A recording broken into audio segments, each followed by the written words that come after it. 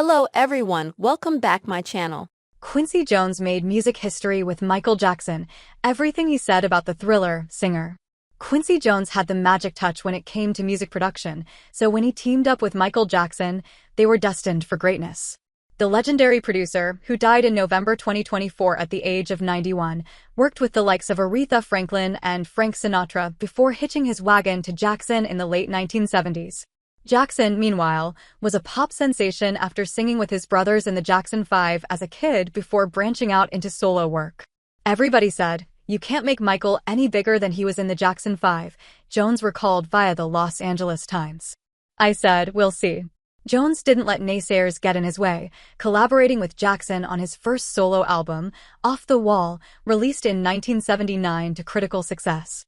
Their second collaboration, the generation-defining Thriller, came out in 1982 and won 8 Grammy Awards. The record remains the best-selling album of all time, selling an estimated 70 million copies worldwide. Jones and Jackson teamed up for a third time in 1987 for Bad, which yielded 5 #1 hits for the King of Pop, who died June 2009 at the age of 50.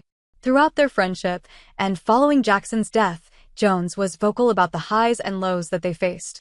Ultimately, he was grateful to be one of Jackson's biggest collaborators. Scroll down to see Jones' most memorable quotes about working with Jackson. The twosome first crossed paths on the set of The Wiz in 1978. Jackson played the Scarecrow in the musical, while Jones was one of the composers on the project, a big screen adaptation of the Broadway musical, itself an African-American take on The Wizard of Oz. Jones recalled in a Time magazine issue published in 2009 that Jackson used to keep pieces of paper with quotes from famous thinkers with him on set. Jones remembered asking about one passage written by Socrates, which Jackson pronounced Socrates. Jones said after correcting him, saying, "Michael, it's Socrates," that he was inspired to work with Jackson further.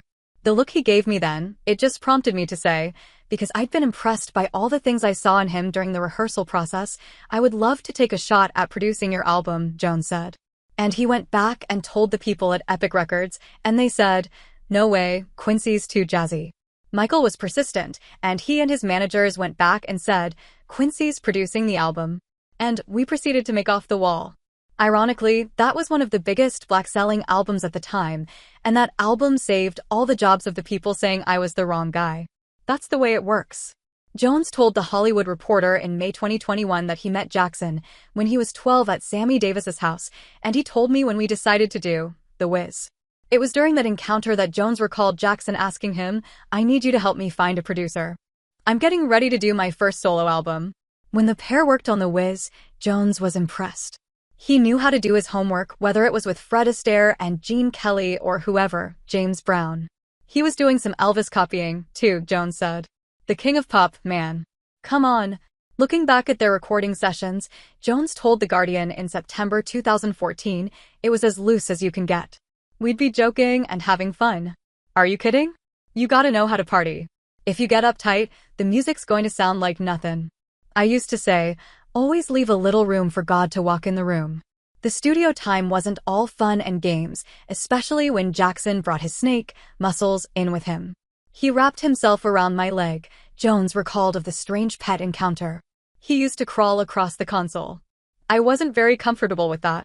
Thriller made Jackson and Jones icons in their respective fields after the album sold an estimated 70 million copies worldwide. It is still the best-selling album of all time. Jones, however, knew they had something big from the start. Musically, we knew we had it with Thriller. "To this day I can hear artists trying to replicate its sonic power," Jones said in an interview with the Library of Congress in June 2016. "It's no accident that more than 3 decades later, no matter where I go in the world, in every club, like clockwork at the witching hour you hear Billie Jean, Beat It, Wanna Be Starting Something, and Thriller. In every language on the planet, from prison yards in Thailand to thrilltheworld.com, Thriller is still giving people goosebumps. It's pretty astounding and very satisfying as an artist." Jones caused some controversy in February 2018 when he claimed to Vulture that Jackson wasn't always an innovator like fans thought. "I hate to get into this publicly, but Michael stole a lot of stuff," Jones alleged. "He stole a lot of songs. Donna,